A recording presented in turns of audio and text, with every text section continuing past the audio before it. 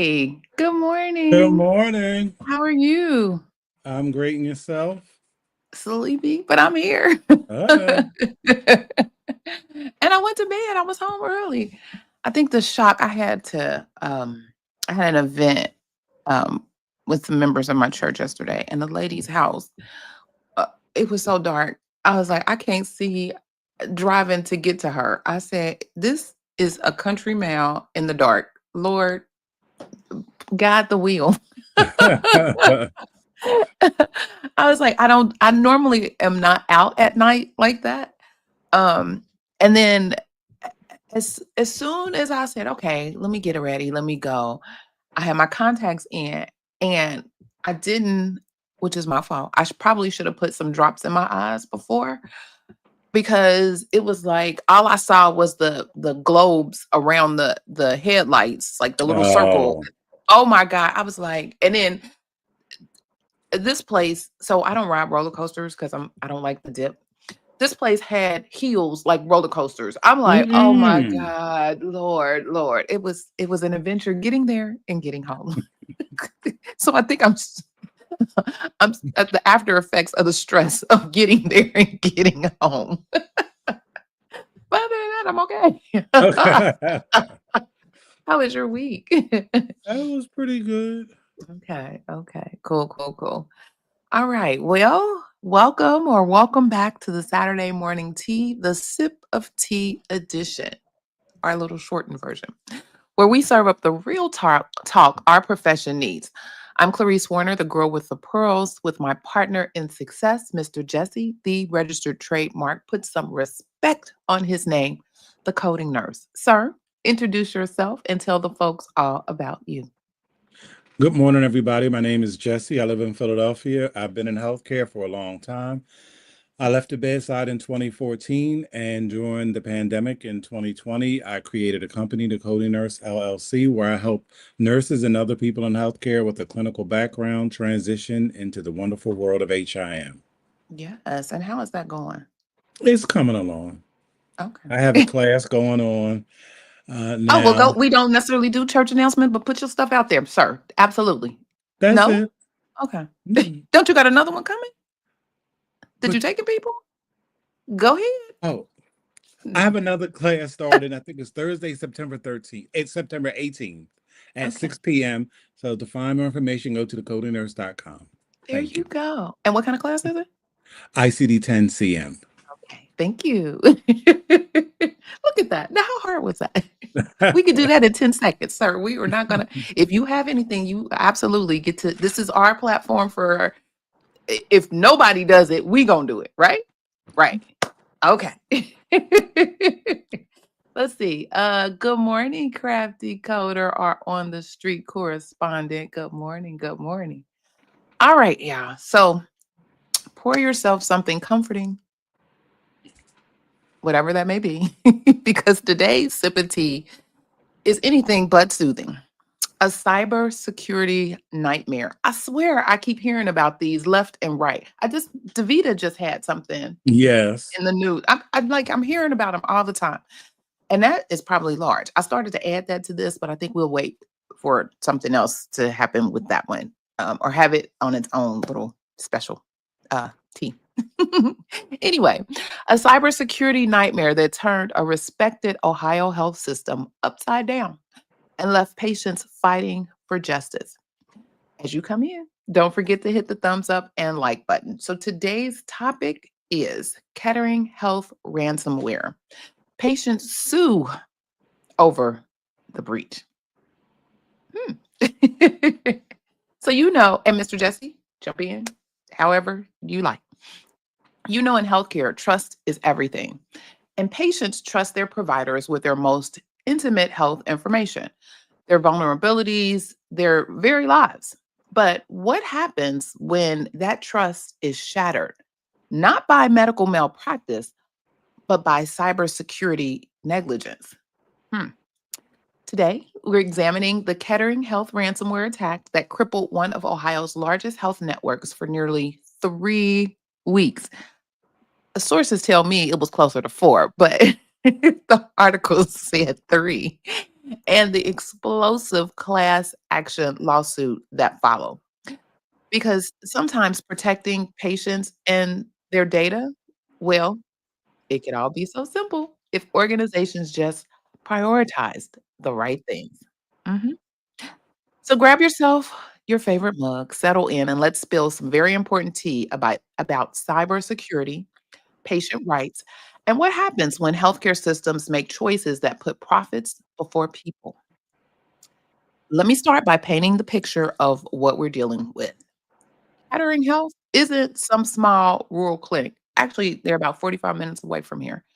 Um, this is a massive healthcare network serving Western Ohio with 14 medical centers, over 120 outpatient facilities, and more than 700 board certified providers through their physician network. It's a lot going on up there. So, when you're that size, you're not just responsible for individual patients, you're essentially a healthcare infrastructure for entire communities. People work, people gather, people get their healthcare all within that same organization. Thousands of people depend on you daily for everything from routine checkups to life-saving cancer treatments. Now, in our increasingly digital world, healthcare cybersecurity has become absolutely critical. Electronic health records, imaging systems, pharmacy databases, scheduling platforms, it's all interconnected. And that interconnectedness, while incredibly beneficial for patient care, also creates what we call in the business world a single point of failure. Keep in mind, a side note, I don't know if you've heard, but there's our current administration is pushing hard to uh, make this interconnectedness happen like yesterday. More to come on that. Having think tank discussions and all kinds of stuff is happening in the background because he feels like you guys been talking about this for so long. It's time to make it happen. What are you doing? We're gonna talk about that later. All right. So the thing is, healthcare organizations have known for years that they're prime targets for cyber criminals. Why? Because they hold the crown jewels of personal data, not just names and addresses, but social security numbers, insurance information, medical history, data. It's a one-stop shop for identity thieves. And you know what? Protecting against these attacks, well, it could all be so basic cybersecurity hygiene, regular updates, employee training, network segmentation, robust backup systems. These aren't revolutionary concepts. They're healthcare cybersecurity 101. But as we'll see with Kettering Health, simple doesn't always mean easy, especially when organizations might be cutting corners. Hmm. So on, so on May 20th, 2025, it was a Tuesday morning when Kettering Health's world came crashing down. Imagine arriving at work to find that virtually every computer system in your massive healthcare network has been compromised. Every single one of them. And that's exactly what happened. The attack was swift and devastating. By morning, all 14 medical centers were affected. The call center was down, and critical IT systems were completely inaccessible. The immediate response? Cancel all scheduled inpatient and outpatient procedures for the day. Now, think about what that means. Surgeries canceled, cancer treatments postponed, diagnostic imaging unavailable, staff reverting to pen and paper like it's 1985. Hopefully, they know what to do with that pen and paper like it's 1985. Um, and this wasn't just for a few hours. Like I said, this ordeal lasted, they said, nearly 3 weeks. I have a good source that said it was 4 weeks or more. All right. According to CNN, which obtained a copy of the ransom note, Mm-mm. yes, this was the work of the Interlock ransomware group. Now, Interlock isn't some amateur operation. Since emerging in October 2024, they've been linked to at least 16 confirmed attacks, targeting everyone from healthcare providers like DaVita Kidney Dialysis Services to educational institutions like Texas Tech University Health Sciences Center. Their method is what we call double extortion. First, they infiltrate your network and steal your most sensitive data. Then they encrypt everything with ransomware. You're not just paying to get your files back, you're paying to prevent them from publishing all your stolen data on the dark web. And here's where the story gets particularly bitter. Kettering Health made the decision not to pay the ransom. Now, I'm not here to judge whether that was right or wrong. That's, again, a complex ethical decision that is well above my pay grade that every organization has to make. But the consequences of such action were severe. By June 5th, Interlock made good on their threat. They published what they claimed was 941 gigabytes of stolen data. That's 732,490 files spread across 20,418 folders. The stolen information allegedly, the one guy that I watch, he has a button that says allegedly. I need that. Included payroll data, employee files, scanned identity documents, patient files, financial records, and more. Meanwhile, Kettering Health was scrambling to restore systems.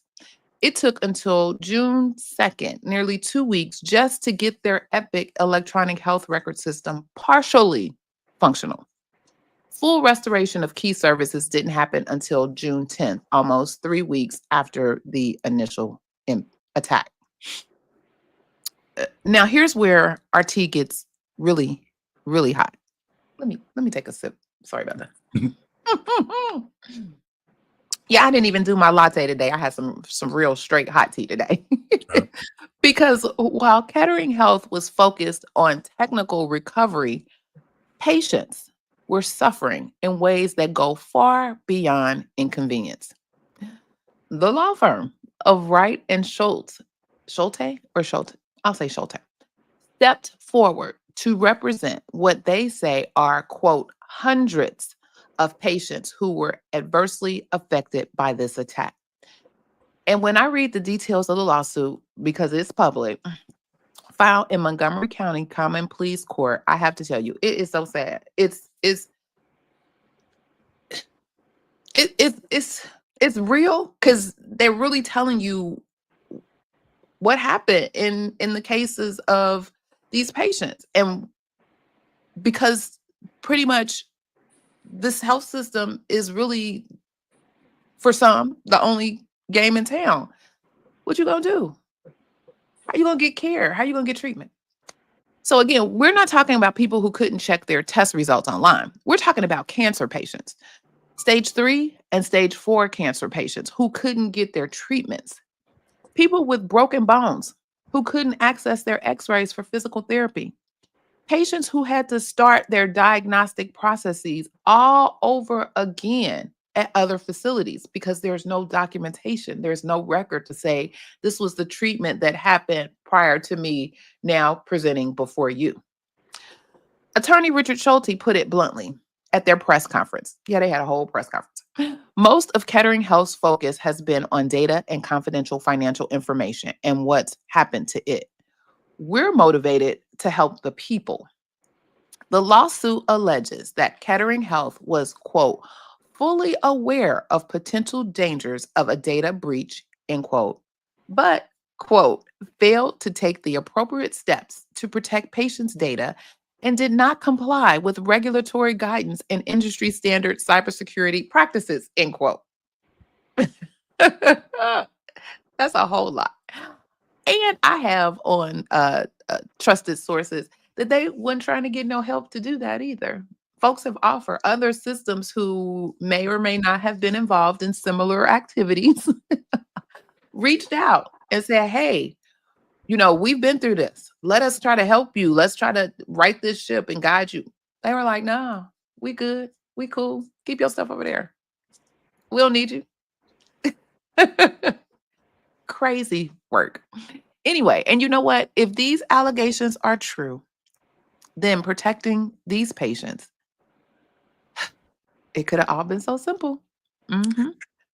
As you were talking and you gave the timeline, I'm like, I know somebody who was a patient who was impacted by that, because I knew somebody who was actually going through diagnosis. She was waiting for biopsy results for cancer, and Mm, she had to wait weeks. And that was because she had told me that there was a hack, but I never really put it together until now. mm. That's when and that was the exact timeline. Yeah. And so imagine that. Imagine waiting, not knowing what, Hmm. it's already the unimaginable feeling of what could be or the possibility of what could be, but then not knowing and having to sit on pins and needles because you don't know which way to go, right? Or, oh my goodness, that's a lot. That's a whole lot. And I don't think those are the things that people think about in these types of situations, Mm-mm. unless you are directly impacted. Right. But you got to think patients are in healthcare. Patients are your customers, and they should always be your first priority. Their care should always, because you wouldn't be in business without it, right? But anyway, for them, it could all be so simple if they follow industry standards, implement proper security measures, train their staff appropriately, and have robust incident response plans. But here's what really gets to me. The lawsuit claims that Kettering Health has, quote, put profits before people, end quote, in their response to this crisis. So think about that for a moment. When your patients are suffering, when their medical care is disrupted, when their most sensitive data is potentially compromised, what should your priority be other than your patients? So these particular patients are seeking monetary damages, restitution, and injunctive relief. Boom, boom, and boom. And they're probably getting more folks because it's a class action lawsuit. So they're probably getting more folks coming in. I think I read somewhere that there were about 260 folks and counting. But as Ben Schulte said, this lawsuit is, quote, a task of last resort, end quote. They tried working with Kettering Health first. They're hoping that by putting continued pressure on Kettering Health, that they're going to step forward and focus on patient care and getting patients' data back. Wow. That is a mouthful. So where's the stuff? Like you ain't even get the stuff. So people don't even. So you gotta. So in the case of your friend, that now you got to go get all of it, a new biopsy. You got to do all of that again. That is crazy, crazy, and so sad. Okay, now Kettering Health has said they don't comment on on pending litigation, but they have provided updates. As of the time of this recording, they claim their care services are back to normal operations, including radiation oncology services. My chart is functional again. They're working through a, quote, high volume of rescheduling, end quote. But here's the thing, working through doesn't undo the trauma that patients experienced. It doesn't give back those 3 weeks of delayed cancer treatments, and it doesn't restore the peace of mind that comes with knowing your healthcare provider can protect your most sensitive information. Mm. So, again, let's step back and look at the bigger picture here, because this case illustrates some critical issues in healthcare cybersecurity that affect us all. First, there's the question of preparedness. Healthcare organizations have been targets for years. We've heard about this over and over again, and the warning signs have been there. The guidance has been available, yet we continue to see these devastating attacks succeeding. And why?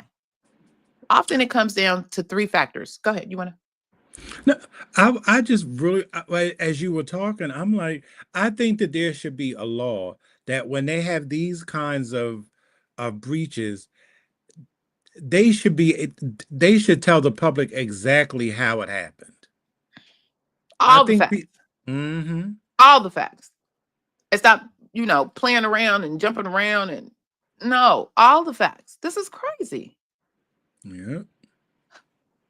So it comes down to three factors: underfunding cybersecurity, treating IT security as a cost center rather than a patient safety issue. And it really is. If you think about it, it really truly is. Mm-hmm. And Mm-hmm. failing to understand that in today's healthcare environment, cybersecurity is patient safety. Think about it. If a patient can't access their cancer treatment because the scheduling system is down, how is that different from a medical error? If someone's diabetes management is disrupted because they can't access their electronic health record, isn't that a private safety issue? A patient safety issue, I'm sorry. Mm-hmm. Second, there's the ethics of ransom payments. Should healthcare organizations pay ransoms? It's tempting to say, quote, never negotiate with terrorists, end quote. But when the terrorists are holding your patient's care hostage, the calculation becomes a little more complex. Some experts argue that paying ransoms only encourages more attacks. Others say that in healthcare, where lives are literally on the line, you do whatever it takes to restore patient care. Unfortunately, there's really no easy answer, but these are some things that folks need to be talking about. I agree. hmm But go ahead.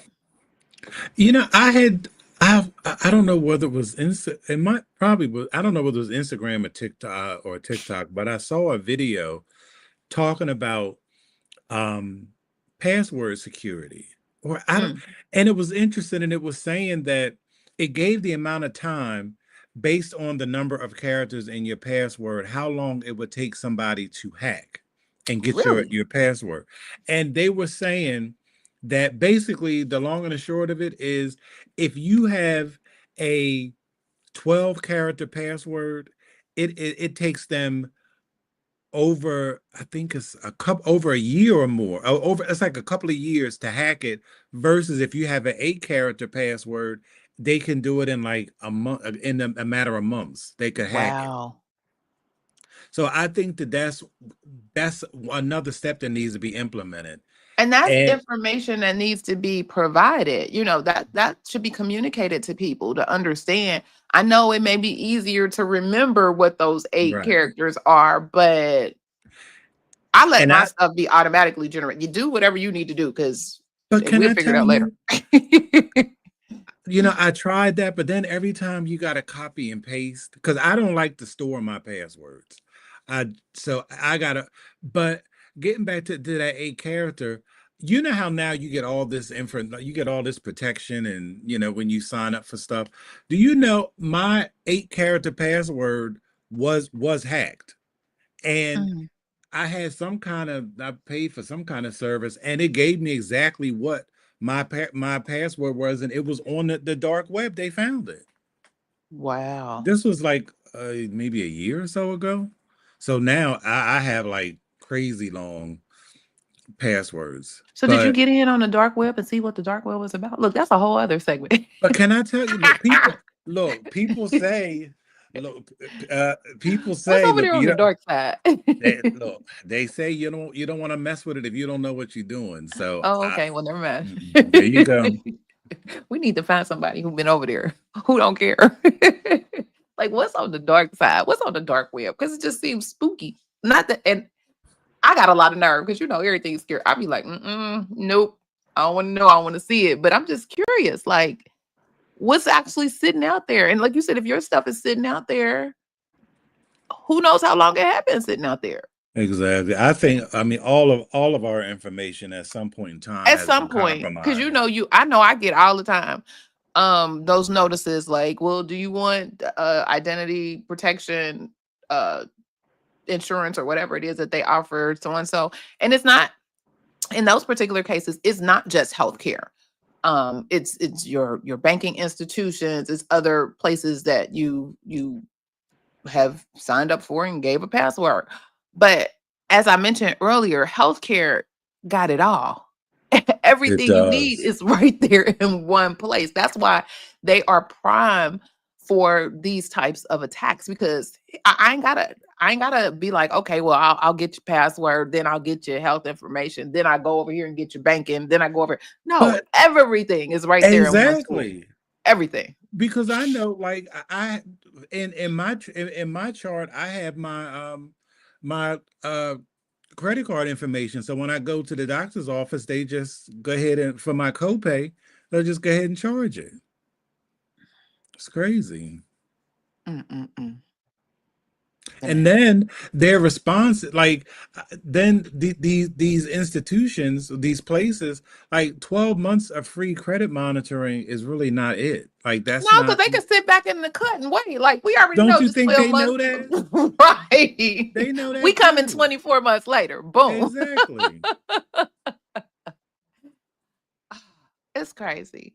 And it's sad that, but that's what you got these people for. You got these oh, what were they called? Because we had one in our department. Are they the Um, ethical hackers? no, we had a person. Oh, what his job was to kind of think like a criminal type of thing, like reverse engineering. And what did he, oh, he had a specific title, and I can't think of it to save my life right now. And I think they have them like in the government sector too, where people are actually out there working and trying to figure out what Mm. the ransomware next best or greatest ransomware thing is going to be, or virus or whatever. But oh, I can't think of the name of it. But anyway, he had that job, and so it should be a lot of people out here, especially in healthcare, where you are vulnerable, because y'all, the way things are going right now, folks, I mean, these systems are closing doors. I've heard a couple of folks say, I don't think our place of employment is going to be here within the next year or two. Like, it's crazy out here in these healthcare streets. Um, and because you're focused on the bottom line or focused on other things, you're making cuts where you shouldn't. Where you shouldn't. And how in the world is it that you're cutting your IT people and your health information people? How in the world? Those people together are the ones that are heavily involved in your data and managing it. It's just I just think there's a total disregard for what people do and the importance is because that them getting rid of IT and health information people is just like you have these people who tried to divorce coding from CDI. Like it's just great. And I have a little segue about that because uh me and your boy Mr. Kraus had an exchange on LinkedIn What?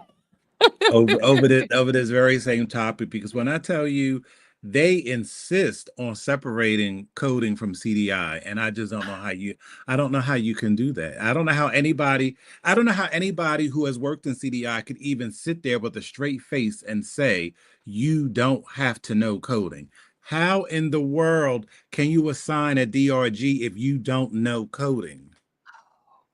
God. And oh my God, that's And the crazy. thing is, the amount of people who were agreeing with him, and I'm like, see, I already like whenever anybody says that, I don't care what you say, you are not good at CDI. You can't because I've said this a gazillion times. They only focus on 5 conditions. That's really all of CDI. And once Mm. you get them down, how hard is it? But guess what? But you step outside of that, you don't know what to do because you don't And have there a are things that background. happen outside of that. Exactly. There are a lot of things that happen outside of that. Exactly. But and those are the five top earning money conditions. So those are the ones that, again, they want you to focus on. But guess what? outside, to your point, outside of that could be one that actually has some serious dollars involved in it. And if you don't know what to do, you gonna mess all that money up. Mm. Yeah, we're gonna have to talk about that. That's what we're gonna talk about next. How about that? That will be on the next on our stay tuned for the next one. We're gonna get at a whole hour. How about that? Anyway. But here's what I think we can all agree on. Preventing these attacks in the first place should be the priority. I am so tickled right now. And honestly, it could be also simple if organizations would just invest properly in cybersecurity from the beginning, rather than trying to clean up after a disaster. Be proactive, not reactive, right? The third issue is transparency and communication. Mr. Jesse, you hit this on the head. Communication with your patients. When your data is potentially compromised, you deserve to know exactly what information was stolen, when you'll be notified, and what steps are being taken to protect you going forward. Period. Kettering Health has said they'll send notification letters to affected individuals, quote, as soon as possible, end quote. But patients have been waiting months for clear answers, and that's not acceptable. And finally, there's accountability. If healthcare organizations aren't following basic cybersecurity standards, if they're not investing in proper protections, if they're not treating patient data security as an if they're treating patient data security as an afterthought, then they need to be held accountable. Sometimes, unfortunately, that accountability only comes through lawsuits like this one. Do, do, do, do. You know, as I've been researching this story and keep reading about some of these other uh, healthcare organizations involved in data breaches, I keep coming back to something Attorney Schulte said. Quote, these people need instruction, continuity of care, and a plan from Kettering Health System, and they're not getting it. Period. That statement, go ahead. No, go ahead. That statement could apply to so many healthcare cybersecurity incidents we've seen. Patients need and deserve better. They need healthcare organizations that prioritize their safety, both physical and digital. They need transparency when things go wrong. They need accountability when organizations fail to meet basic security standards. Go ahead. What were you going to say? As we've been having this conversation, can I tell you that daggone sound from Law and Order has been in my head the whole time. Dun, dun. Wait a minute. See, now you know it's a line dance somebody to put together that's doing that. Yes, yes. Now, I don't think it's a real dance. I don't think anybody is actually playing that song in any parties, but it's fun and comical to watch. Yeah, I saw it on TikTok. It's cute too. Oh my God. I should have had that little thing ready to show. Anyway. So if you, well, because at the end of the day, it could all be so simple. Protecting patients and their data. It's about making the right choices, investing in the right protections, and always, always putting patients first. If you're a patient at any healthcare organization, here's what you can do right now. First, ask your healthcare providers about their cybersecurity measures. Blow their mind. I start asking them type of questions. And don't be afraid to ask tough questions like, how often do they update their systems? Do they conduct regular security training and auditing? And what's their incident response plan? Second, monitor your own data. Check your medical benefit statements. Watch for suspicious activity on your insurance accounts. Consider credit monitoring services, especially if you've been affected by a healthcare data breach. Third, document everything. If you experience care delays or disruptions due to cybersecurity incidents, keep records, take notes, save communications. This information could be crucial if you need to seek legal recourse. And finally, use your voice. Contact your elected representatives about healthcare cybersecurity standards. They in this game, they playing in this game, for real, for real. Support organizations that are advocating for stronger patient data protections. Share stories like this one to raise awareness. Now, the patients fighting Kettering Health in court right now aren't just fighting for themselves because people's eyes are on this particular case. They're fighting for all of us. They're fighting for the principle that healthcare organizations have a fundamental duty to protect the people they serve. So let's support them. Let's demand better. Let's make sure that no other patients have to go through what these families have endured. Hmm, hmm. Well, that's a lot to think about, a It lot to is. consider. What we gonna do? What we gonna do? But here we are. And Mr. Go ahead. this is not the last time it's going to happen. Absolutely not. Like I said, the bomb just dropped. Now I don't know if it's a lawsuit coming with that, but um that's something to think about. So hello. And I also think that, because I also think about like the breach notification rule as HIPAA, as part of HIPAA. I don't know if some of these people are reporting it as soon as they're supposed to. I really don't. I know we did. And it was such a task. Yes, because there is a time frame. So there are tiers to it. Um Certain things you don't necessarily have to report. There's a number. So if it's 500 or more, you have to report it to the media. And I believe there is a time frame associated with when that is to happen.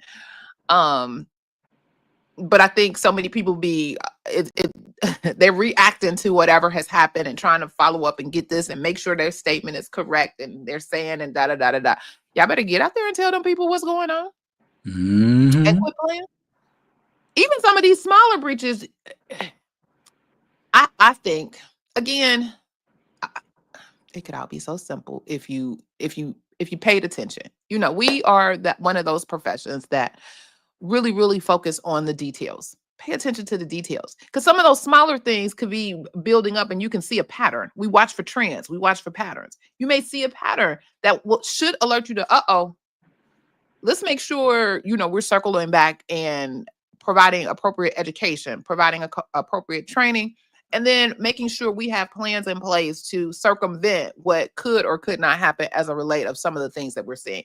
I think we're and unfortunately, it's I can say it could all be so simple, but it's a lot going on in the background, and I understand that, and I agree to a certain extent. But at some point, somebody has to step back and be watching and monitoring and paying attention to what is actually happening, so that you are proactive and you're protecting versus, oh my God, this happened. What we do now? No, you somebody has to be trying to keep their eyes on the prize and their finger on the pulse of what is going on. And when you hear about these things, then go check and see what your house look like. Is my house okay? We good over here? Or because that could be us. So just make sure it won't be us. And I don't think people do, only because healthcare is losing a lot of money, a lot of things are happening, and so the focus is on that money, money, money, money. It's on that almighty dollar. And guess what? You about to lose some more dollars with these lawsuits. So It's true. And that's a very good point you made, because with all of these, because like the fallout has really already started, but it hasn't hit its peak yet. You uh-uh. have places that are already starting to scale down because of the Medicaid budget. Yep. And that is going to be that's going to make people vulnerable, because these systems vulnerable, because they really need to make sure that they are keeping the right key people to still protect and preserve patient data, because you can't run through every department the same, Mm-mm. or And you'll how end often up have you on the been news. somewhere? How often have you been somewhere where you go and you say, okay, well, where's Johnny? Because Johnny used to do so and so and so. Oh, Johnny gone. Well, who's doing so and so? We didn't even know Johnny was doing that. Well, what the how Because often does that that happen? Too often. And on a side note, it's not related to security, but what one of my friends works somewhere, and they have this proprietary system internally. Mhm. And the I, I think it's like the three people who support it, their company is trying to scale down, so they offer people buyouts. All three of the people who support this internal thing are retiring. Who's your backup? Like, do you even have one? You just Right. assume. And then are you ensuring that those people, because oftentimes, which used to drive me crazy, oftentimes when those buyouts and things like that happen and the people be like, you know what, I'm out, they leave immediately. Would you please make sure that they training somebody, telling somebody, document something? Would you please make sure that there is something that will help the people coming after them continue whatever that work is? They don't. They just be like, all right, enjoy, bye, see you later, da da da. Why? No, because now you have to build it all over again. And then during that process, it becomes vulnerability if you don't. Absolutely. Because If you, they probably done seen some things or know some things that have happened and could help avoid some of those things so that you can prepare it and make it what it needs to be going forward. This stuff is crazy. Just and they don't want to. Some of these places don't want to spend the money, because when you have people who have been in place for a while, yes, somebody may take a package, but why not offer them? Listen, we can bring you back as a 1099 consultant for like 6 months, or help with the train. Do something like you gotta. absolutely. Absolutely. And they don't. They just be like, whoo, No. we got that one off the books. Hmm. Crazy. All right, y'all. Well, thank you so much for joining us for this important sip of tea, even though we've been all over the world today. As you see, we need some more time. But I have a funeral to go to today, so I'm sorry, I don't have it. If this video opened your eyes to healthcare cybersecurity issues, please give it a thumbs up and share, share, share, share, share, share, and share. Remember, sharing is caring. Share it with someone who needs to see it. Subscribe and follow us on our social media for more healthcare insights served with a side of common sense and for more deep dives into the stories that matter to your health and safety, as well as our profession. Keep in mind, when it comes to protecting patients, it could all be so simple if we just choose to make it a priority. Mr. Jesse, do you have any final words? No, this is a great topic. Good. Okay. Well, until next time, keep brewing, keep questioning, and keep demanding the healthcare system you deserve. I'm Clarice Warner, the girl with the pearls, and this has been a sip of tea. Remember, be safe, be kind, and don't wish for it, work for it. Until next time, take care. Have a good weekend. Bye. Bye bye.